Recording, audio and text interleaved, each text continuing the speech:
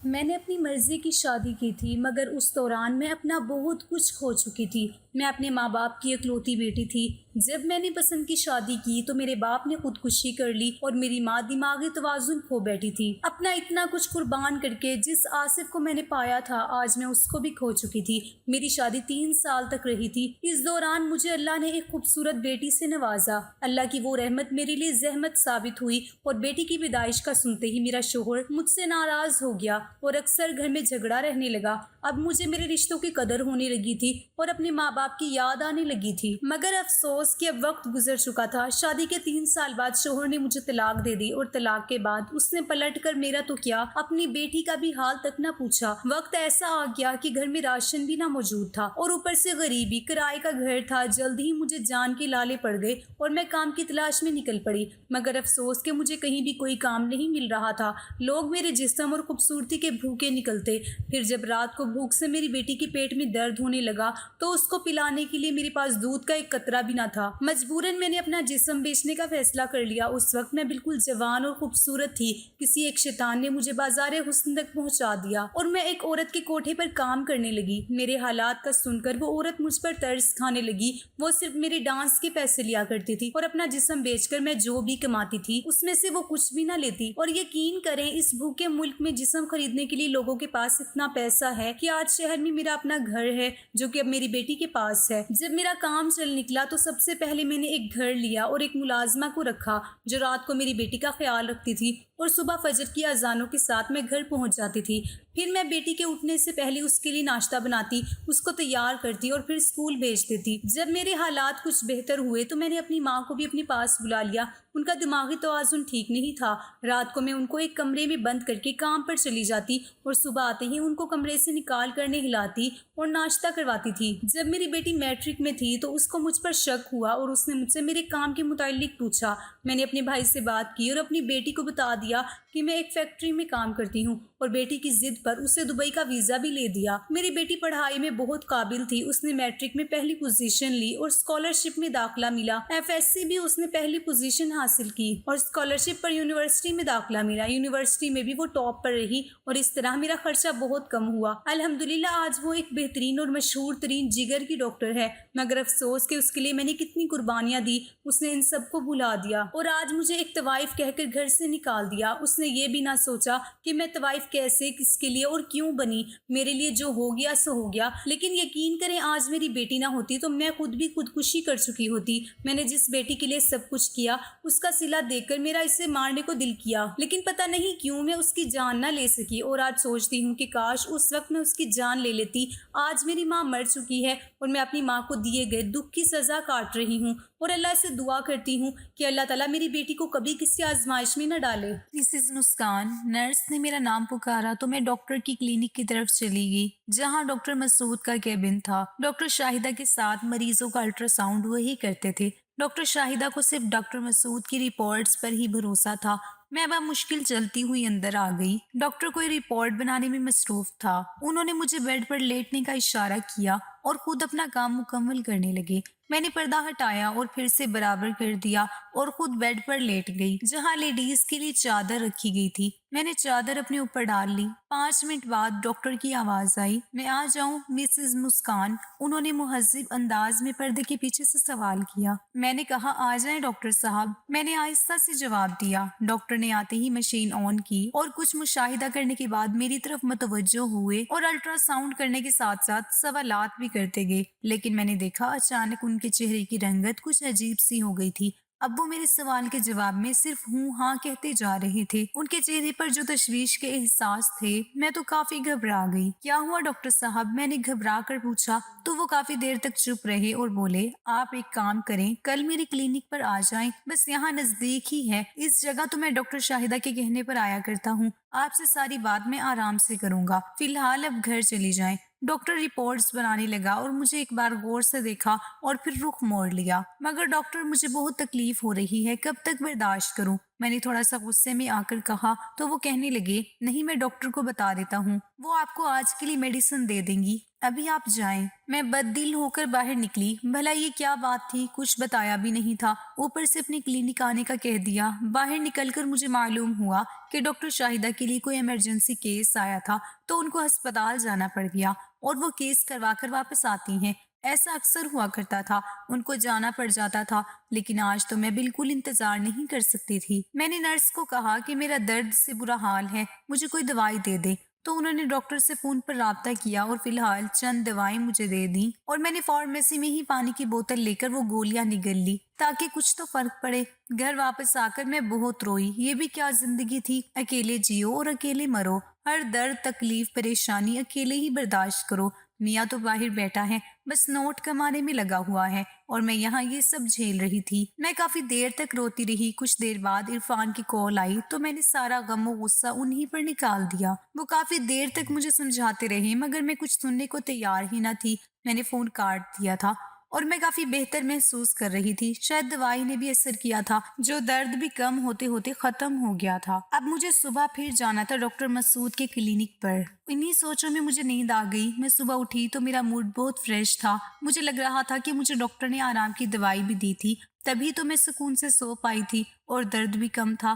میں نے ملازمہ سے ناشتے کا پوچھا تو وہ جلدی سے میرا من پسند ناشتہ بنا لائی۔ مجھے بھوک بھی لگی ہوئی تھی اور اسی طرح روزمرہ کے کاموں میں شام ہو گئی اور میں ڈاکٹر کے کلینک کی طرف جانے کو تیار ہو گئی۔ کچھ ہی دیر میں وہاں پہنچ چکی تھی۔ ڈاکٹر نے مجھے کلینک میں بلایا اور بیٹھنے کا کہہ کر دروازے کو بند کر دیا۔ میں بے چین ہو گئی کہ انہوں نے دروازہ کیوں بند کیا ہے، اور وہ جلدی سے بھاگتے ہوئے میرے پاس آئے اور جو کچھ انہوں نے مجھ سے کہا میرے تو ہوش ہی اڑ گئے۔ میرا نام مسکان ہے اور میں نے ایک خوشحال گھرانے میں آنکھ کھولی تھی اور جیسے میں سونے کا چمچ منہ میں لے کر پیدا ہوئی تھی۔ ابو کو لگتا تھا کہ میں ان کی نصیب کھولنے آئی ہوں۔ میں جیسے ہی پیدا ہوئی ابا کو ایک بہت بڑا کانٹیکٹ ملا تھا، وہ تصور بھی نہیں کر سکتے تھے، اور اسی پروجیکٹ کی وجہ سے وہ کہاں سے کہاں پہنچتے چلے گئے۔ ان کا چھوٹا سا کاروبار اب بہت پھیل چکا تھا۔ میرے ابا مجھے بہت پیار کرتے، میں بہت لاڈ پیار میں بڑی ہوئی تھی، روپیے پیسے کی کوئی کمی نہ تھی، مگر جوانی کی دہلیز پر قدم رکھتے ہی مجھے ایک عجیب سا احساس ہوا تھا۔ مجھے محسوس ہوتا تھا کہ ہمارے گھر میں کوئی ایسا راز چھپا ہے جو مجھے کبھی معلوم نہ ہوا تھا، مگر کچھ تو تھا جس کی پردے داری تھی۔ میں ابا اور اماں کو کئی بار اکیلے میں کسی بات پر بحث کرتے ہوئے دیکھا کرتی تھی، مگر وہ مجھے دیکھ کر ہی خاموش ہو جایا کرتے تھے۔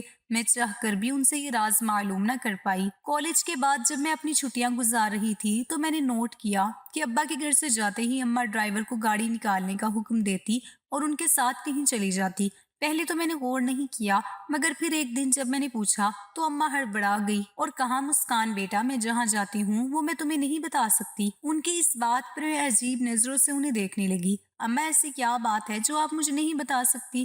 تو انہوں نے بڑی پھیکی سی مسکراہٹ کے ساتھ بولا، مسکان تم پریشان نہ ہو، میں بس اپنے دوستوں سے ملنے چلی جاتی ہوں، گھر میں رہ کر بور ہو جاتی ہوں۔ انہوں نے رخ موڑ کر بمشکل کہا، اماں یہ کیا بات ہوئی بھلا، اپنے گھر میں کون بور ہوتا ہے، اور اب تو میں بھی گھر پر ہوتی ہوں۔ مجھے شدید حیرت ہونے لگی تھی، بھلا ایسی بھی کیا بات ہے کہ وہ اپنی اکلوتی بیٹی کے ساتھ وقت گزارنے کے بجائے دوستوں کے پاس چلی جاتی تھی۔ میری بات پر وہ بس سر جھٹک کر وہاں سے چلی گئی اور مجھے بہت تکلیف ہو رہی تھی ان کے خیالات سن کر، جبکہ ابا تو جب بھی گھر میں ہوتے بس میرے آگے پیچھے پھرا کرتے اور ان کی ہر ممکن کوشش ہوا کرتی تھی کہ وہ میری ہر خواہش پوری کریں۔ ویسے تو اماں بھی مجھے بہت پیار دیا کرتی، مگر آج ان کا رویہ کچھ عجیب سا تھا۔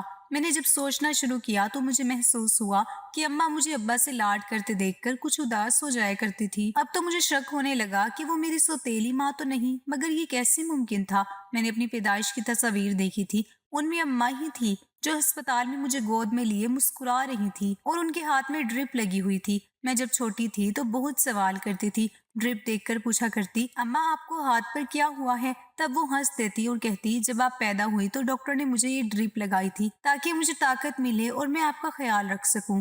یہ باتیں یاد آتی تو میرا یہ شک دور ہو جاتا، مگر گھر میں جو کچھ ہو رہا تھا وہ کچھ الگ سا تھا۔ ایک بار میں نے اماں کا پیچھا کرنے کا سوچا اور دوسرے دن میں ان کے جانے سے پہلے ہی تیار بیٹھی تھی اور میں نے کیب بھی منگوائی جس کو میں نے گھر سے کچھ دور رکنے کا کہا تھا، اور جب اماں چلی جاتی تب میں ان کا پیچھا کرتی۔ اس کے بدلے کیب والے نے ڈبل کرایہ لیا تھا۔ اماں کے گھر سے نکلتے ہی میں بھی باہر آ گئی اور ڈرائیور کو اماں کی کار کا پیچھا کرنے کا کہا۔ جب ہم کافی دیر تک ان کا پیچھا کرتے رہے پہلے تو وہ ایک ریسٹورینٹ میں گئی اور وہاں سے ڈھیروں باکسز اپنی کار کی ڈگی میں رکھوائے جن میں شاید کھانے کا سامان تھا، اور پھر ایک گفٹ شاپ میں گئی جہاں سے انہوں نے بچوں کے لیے غبارے اور گفٹ وغیرہ خریدے اور وہ بھی کار میں رکھوائے۔ اس کے بعد وہ کسی فلاح دکان میں گئی اور وہاں کافی دیر تک اندر رہی۔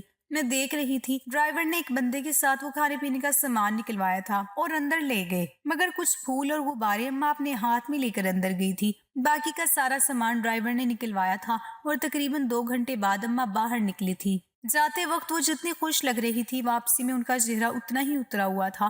وہ گاڑی میں بیٹھ گئی، مجھے لگا وہ گھر کی طرف جائیں گی، تبھی میں نے جلدی سے ٹیکسی ڈرائیور کو واپس چلنے کا کہا اور میرے جلدی مچانے پر وہ کافی جلدی ہی مجھے گھر لے آیا۔ کیب کو کرایہ دیا اور جلدی سے اندر کی طرف بھاگ گئی۔ میں نے ملازمین کو کچھ نہیں بتایا تھا کہ میں کہیں باہر گئی تھی اور نہ ہی کسی نے مجھے جاتے دیکھا تھا، بس واپس آتے دیکھا تھا چوکیدار نے اور کوئی سوال نہ کیا تھا۔ اور اماں کی بھی عادت نہیں تھی کہ وہ ملازمین سے پوچھ تاچھ کرتی، لیکن میری توقع کے برعکس اماں 2 گھنٹے بعد واپس آئی۔ اب میں پچھتا رہی تھی کہ میں اتنی جلدی کیوں وہاں سے واپس آئی۔ میں نے اماں کی طرف غور سے دیکھا، وہ کافی تھکی سی لگ رہی تھی۔ مجھے بہت افسوس ہوا۔ میں نے انہیں پیار سے گلے لگایا تو وہ میری اچانک حرکت پر ہنسنے لگی۔ کیا کر رہی ہو؟ اپنی پیاری سی اماں سے پیار کر رہی ہوں، میں نے کہا تو انہوں نے میرا ماتھا چوم لیا۔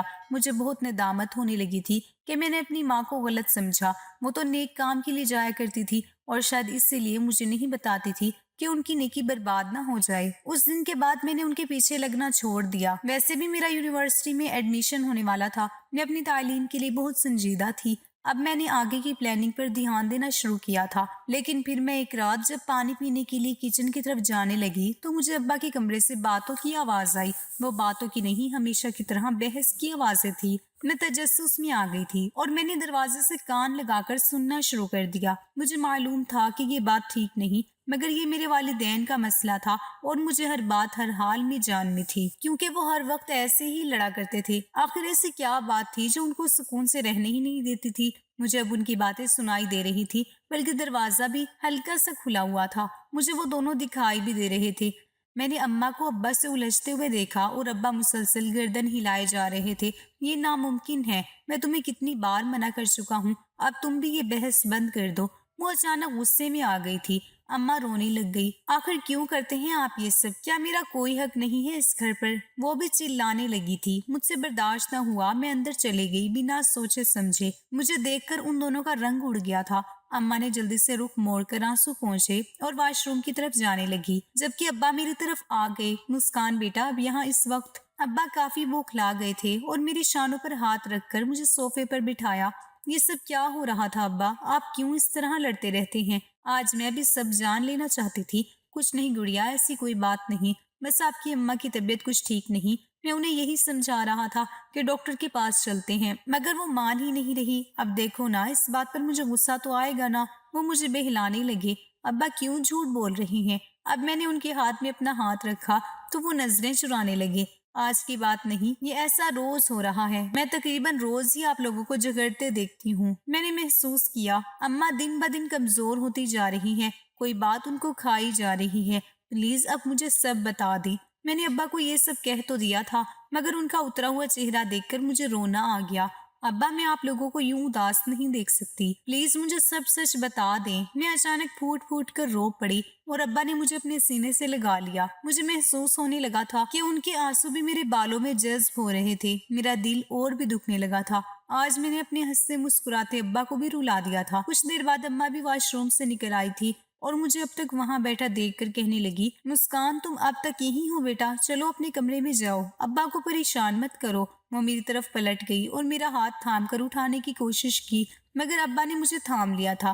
زاہدہ، اب ہماری بیٹی اتنی سمجھدار ہو گئی ہے کہ اپنے ماں باپ کا دکھ سمجھ سکتی ہے، ابا نے اماں سے کہا تو اماں پھر سے رونے لگ گئی اور میں بس ان دونوں کو دیکھے جا رہی تھی۔ آخر ایسا کیا راز تھا کہ وہ دونوں روئے جا رہے تھے؟ میرے دل میں عجیب و غریب خیالات ابھرنے لگے تھے اور میں نے جلدی سے منہ کھولا، ابا مجھے جلدی سے بتا دیں، میرا دل بیٹھا جا رہا ہے۔ پھر ابا نے جو بتایا وہ میرے لیے بہت بڑا دکھ تھا۔ میں خوابوں میں بھی سوچ نہیں سکتی تھی کہ ایسا ہو سکتا ہے۔ ابا نے بتایا اماں اور ابا آپس میں فرسٹ کزنز تھے، انہوں نے اپنی پسند سے اماں سے شادی کی تھی، وہ دونوں ایک دوسرے کو پا کر بہت خوش تھے۔ پھر شادی کے 4 سال بعد ان کو ایک بیٹا پیدا ہوا جو کہ بہت خوبصورت اور بہت پیارا تھا۔ وہ مجھ سے 6 سال بڑا تھا۔ انہوں نے اس کا نام عمر رکھا تھا۔ وہ جب پیدا ہوا تو بہت خوبصورت تھا۔ ابا کے تو پیر زمین پر نہ رکتے تھے۔ ابا اور اماں اپنی اس چھوٹی سی دنیا میں بہت خوش اور مطمئن تھے کہ ایک دن عمر کی طبیعت اچانک خراب ہو گئی اور جب اسے ڈاکٹر کے پاس لے کر گئے تو کافی دیر ہو چکی تھی۔ ڈاکٹر نے بتایا کہ اس کو سٹروک ہوا تھا جس کی وجہ سے اس کے دماغ کی رگیں متاثر ہو گئی تھی۔ اب وہ بہت کمزور ہو چکا تھا اور وہ چلنے سے بھی قاصر تھا۔ ابا نے اس کے کافی ٹیسٹ کروائے مگر جب انہیں اصل بات معلوم ہوئی تو ان کے پیروں تلے سے زمین نکل گئی۔ جب شہر کے سب سے بڑے ڈاکٹر نے انہیں بتایا کہ آپ کے بچے کو سٹروک نہیں ہوا بلکہ یہ تو پیدائشی معذور ہے، اس کا کوئی علاج نہیں، ڈاکٹر نے افسوس سے کہا۔ ابا تو جیسے یہ بات سن کر ٹوٹ چکے تھے۔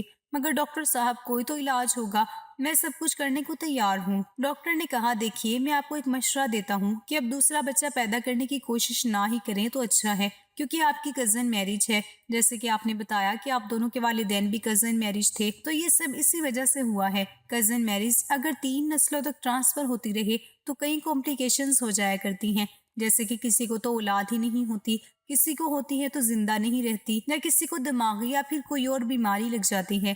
آپ کے ساتھ بھی بدقسمتی سے یہی ہوا ہے۔ ڈاکٹر کی بات سن کر اماں اور ابا بالکل ٹوٹ چکے تھے۔ اماں تو بالکل ختم ہو گئی تھی، سارا دن بچے کے ساتھ لگی رہتی، ان کو کوئی ہوش نہ تھا، ان کے کپڑے کئی دن تک میلے ہو جایا کرتے تھے مگر ان کو کوئی خیال نہ ہوتا۔ عمر جب 5 سال کا ہوا تو اچانک اماں کی طبیعت خراب رہنے لگی تو معلوم ہوا کہ وہ پھر سے امید سے تھی۔ ابا سختی میں آ گئے تھے، انہوں نے وہ بچہ گرانے کی بہت کوشش کی مگر اماں کی جان کو خطرہ تھا اور یوں میں اس دنیا میں آ گئی اور وہ بھی بالکل صحیح سلامت۔ ان دونوں کے دل میں جو خدشہ تھا وہ سب ختم ہو چکے تھے۔ مجھے پا کر جیسے ان کو نئی زندگی مل گئی تھی، مگر اماں عمر کے لیے بے چین رہا کرتی تھی اور ان کا حل ابا نے یہ نکالا کہ اسے ایک فلاحی ادارے میں بھیج دیا۔ ابا نے ان کو بہت پیسہ دیا اور بھائی کے لیے مخصوص کمرہ بھی تعمیر کروایا تھا اور ضرورت کی ہر چیز مہیا کی تھی۔ اپنے خاص ملازم بھی ان کی دیکھ بھال کے لیے رکھے تھے مگر اماں اس بات پر راضی نہیں تھی، ان کا دل خون کے آنسو رو رہا تھا۔ ابا نے زبردستی عمر کو وہاں بھیج دیا تھا تاکہ مجھ پر کوئی غلط اثر نہ پڑے، اور اب اتنے سالوں بعد روز اماں اپنی ممتا سے مجبور ہو کر بھائی سے ملنے جایا کرتی تھی، جہاں عمر بھائی کو دیکھ کر خوش ہو جایا کرتی، اس کے پاس بیٹھا کرتی اور اپنے ہاتھوں سے کھانا کھلاتی۔ مگر ابا اب بھی ان کو گھر واپس لانے پر راضی نہ تھے کہ کہیں مجھ پر اثر نہ پڑے، وہ مجھے یہ بات بھی معلوم نہیں ہونے دینا چاہتے تھے۔ مگر آج میں نے وہ راز جان لیا تھا کہ کیوں میری اماں میرے ساتھ ہوتے ہوئے بھی میرے پاس نہیں ہوتی تھی، اور ابا اتنے کٹور کیسے ہو سکتے تھے، اپنے بیٹے کو خود سے دور رکھتے تھے اور کبھی ان سے ملنے بھی نہ گئے تھے۔ اب وہ جوان ہو گیا تھا، اس کی داڑھی مونچھ نکل آئی تھی اور اماں اس کی شیو کروایا کرتی تھی۔ اس معصوم کو تو کچھ علم ہی نہیں تھا، یہ جان کر مجھے جتنی تکلیف ہوئی تھی وہ میں ہی جانتی تھی۔ میں نے ابا سے ضد کی، ہم کل ہی بھائی کو یہاں لائیں گے۔ اتنا کچھ ہوتے ہوئے وہ کیوں کسی فلاحی ادارے میں رہے، میں سوچ سوچ کر روئے جا رہی تھی اور میری ضد پر مجبور ہو کر دوسرے دن ہی ابا بھائی کو گھر لے آئے۔ وہ بہت خوبصورت تھا، مجھے ان پر ٹوٹ کر پیار آیا۔ میں نے دیکھا کہ اماں کے چہرے سے خوشی جھلک رہی تھی، آخر اتنے سالوں کے بعد وہ اپنے جگر گوشے کو اپنے ساتھ لائی تھی۔ اب ہم دونوں ماں بیٹی بھائی کا بہت خیال رکھتے تھے۔ میرے بھائی میں بھی کافی بدلاؤ آتا جا رہا تھا۔ میں نے دیکھا وہ پاگل نہیں تھا، بس ان کا ذہن چھوٹا رہ گیا تھا اور وہ خود کو چھوٹا سا بچہ سمجھتا تھا، اور وہ باتیں بھی کیا کرتا، کبھی کبھی تو ایسی باتیں کرتا کہ سیانے بھی شرما جاتے۔ اب ابا بھی خوش تھے، میری عمر سے کافی دوستی ہو گئی تھی، روز چاکلیٹ لے کر آتی تو وہ بہت خوش ہوتا۔ اس طرح دن گزرتے گئے اور میرے لیے میری کزن کا رشتہ آیا، مگر ابا نے پہلی فرصت میں ہی انہیں منع کر دیا اور جلد ہی میری شادی عرفان سے کروا دی۔ میں انہیں پا کر بہت خوش تھی۔ عرفان ہر 4 ماہ بعد آیا کرتے، اب کی بار بھی ان کو گئے ہوئے 4 ماہ ہو گئے تھے اور میری طبیعت خراب رہنے لگی تھی۔ مگر آج جو ڈاکٹر مسعود نے مجھے بتایا تھا، میرے پیروں تلے سے زمین نکل چکی تھی۔ ڈاکٹر کا کہنا تھا کہ میں امید سے ہوں، مگر میرے پیٹ میں جو بچہ ہے وہ شاید ذہنی طور پر ٹھیک نہیں۔ 4 سال بعد مجھے یہ خوشخبری سننے کو ملی تھی، اور ساتھ میں یہ کہ میرا بچہ نارمل نہیں تھا۔ میرے اللہ، یہ سب کیا تھا؟ میرا سر چکرانے لگا تھا۔ بڑی مشکل سے ڈاکٹر نے مجھے سنبھالا، لیکن ڈاکٹر صاحب مجھے تو علم ہی نہیں ہو سکا، میں 4 ماہ سے پریگننٹ ہوں۔ میں نے اپنے آنسو چھپاتے ہوئے پوچھا، حوصلہ رکھیں مسز مسکان، ہوتا ہے کبھی کبھی ایسا، اور آپ کا پہلا بچہ ہے تو آپ کو زیادہ تجربہ بھی نہیں تھا، لیکن اب پریشان نہ ہو، اس کا حل ہے میرے پاس۔ اور مجھے تسلی دینے لگے اور میں نے چونک کر دیکھا۔ میں نے آپ کو یہاں اس لیے بلایا ہے کہ اب یہ بچہ گرا دے۔ اس نے کہا تو میں اچانک اچھل پڑی۔ ڈاکٹر صاحب آپ کیا کہہ رہی ہیں؟ ڈاکٹر صاحب میں یہ گناہ ہرگز نہیں کروں گی۔ میں نے انہیں بہت سخت بات سنائی اور وہاں سے نکل آئی، جبکہ وہ کہتے رہے کہ میں آپ کی بھلائی کے لیے کہہ رہا ہوں۔ میں گھر پہنچ کر بہت روئی تھی۔ میں عرفان کو بھی نہیں بتا سکتی تھی، لیکن جب میں نے اماں کو بتایا تو وہ بہت پریشان ہو گئی اور مجھے کہا کہ کسی کو بتائے بغیر یہ بچہ گرا دو ورنہ بہت پچھتاؤ گی۔ اماں کی بات سن کر مجھے شوق لگا۔ اماں آپ مجھے قتل کر سکتی ہیں؟ میں نے پوچھا تو وہ پریشان ہو کر کہنے لگی، یہ کیسی باتیں کر رہی ہو؟ کوئی ماں اپنی اولاد کو کیسے قتل کر سکتی ہے؟ تب وہ اچانک خاموش ہو گئی۔ ان کو اپنے سوال کا جواب مل گیا تھا۔ میں بھی ماں تھی اور کیسے اپنی اولاد کو قتل کر سکتی تھی؟ میں نے اللہ تعالیٰ پر بھروسہ کیا اور سب اسی پر چھوڑ دیا۔ میں نے عرفان کو بھی سب کچھ بتا دیا تھا، وہ بھی چپ ہو گئے۔ میں نے ڈاکٹر کے پاس جانا بھی چھوڑ دیا اور نہ ہی الٹرا ساؤنڈ کروایا کرتی۔ بس مجھے اپنے رب پر بھروسہ تھا۔ سب لوگ مجھے عجیب سی نظروں سے دیکھا کرتے، لیکن جب میں نے ایک صحت مند بچے کو جنم دیا تو ڈاکٹرز بھی حیران رہ گئے۔ میرا یقین جیت گیا تھا۔ میرا بچہ بالکل ٹھیک تھا۔ ڈاکٹر مسعود نے رپورٹس دیکھ کر خوش ہو کر بتایا، یہ تو معجزہ ہی ہو گیا۔ ماشاءاللہ آپ کا بچہ بالکل ٹھیک ہے، اور میں نے اپنے رب کا شکر ادا کیا جس نے مجھے مایوس نہیں کیا تھا۔ ناظرین، آپ لوگوں کو یہ کہانی کیسی لگی کمنٹ کر کے ضرور بتائیں، اور ایسی ہی کہانی سننے کے لیے ہمارا چینل سبسکرائب کریں تاکہ نئی آنے والی ویڈیو کا نوٹیفیکیشن سب سے پہلے آپ کو مل سکے۔ شکریہ۔